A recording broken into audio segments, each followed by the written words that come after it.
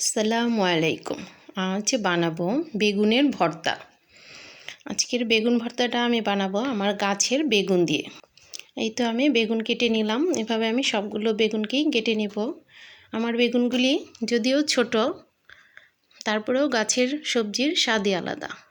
আমি বেগুনগুলিকে ছোট ছোট করে গোল গোল করে কেটে নিয়েছি। এখানে আমি 1 চা চামচ পরিমাণ হলুদের গুঁড়া ও 1 চা চামচ পরিমাণ মরিচের গুঁড়া আর পরিমতো লবণ দিয়ে ভালোভাবে হাত দিয়ে মেখে নিলাম।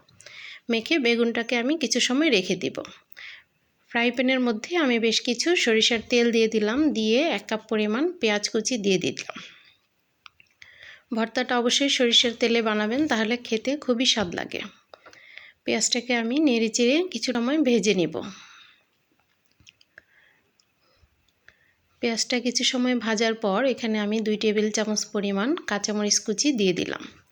ঝালটা আপনারা আপনাদের ইচ্ছে মতো দিয়ে দিবেন ও বেগুনের পরিমাণ অনুযায়ী, আর যার যেমন স্বাদ ঝালের ঠিক সেরকম করেই দিয়ে নেবেন।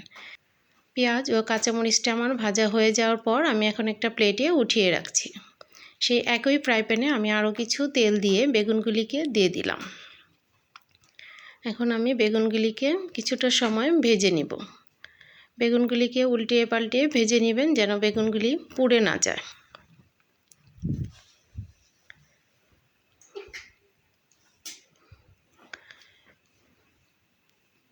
এই তো আমি বেগুনগুলিকে উল্টিয়ে পাল্টিয়ে ভেজে নিচ্ছি।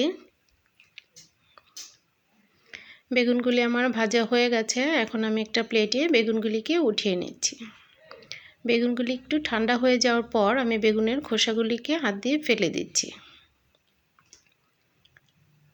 আপনারা ইচ্ছা করলে খোসাও রেখে দিতে পারেন, তবে আমি খোসাগুলিকে ফেলে দিলাম। এই তো হয়ে গেল আমার বেগুনের খোসাগুলিকে ফেলা। আমি সেই যে পেঁয়াজ ও কাঁচামরিচটা ভেজে রেখেছিলাম সে আমি বেগুনের সাথে দিয়ে মেখে নিচ্ছি। যেহেতু আমি বেগুনের সাথে আগেই লবণ দিয়ে দিয়েছি, তাই আমি লবণটা অল্প একটু দিয়ে দিলাম। একটু আমার কম হয়েছিল, তাই আমি একটু দিয়ে মেখে নিলাম। এই তো হয়ে গেল আমার বেগুনের ভর্তা। খুবই সাধারণ একটা রান্না, কিন্তু খেতে খুবই অসাধারণ লাগে। আপনারা এইভাবে বেগুন ভর্তাটা করে দেখতে পারেন। আমার রান্নাটি যদি ভালো লেগে থাকে প্লিজ একটা লাইক করে দিবেন।